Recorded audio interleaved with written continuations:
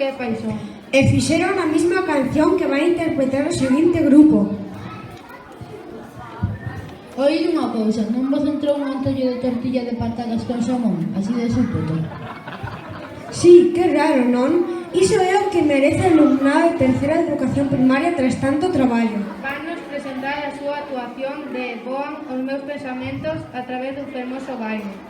Para nós vos de verdade, ímolo a descubrir.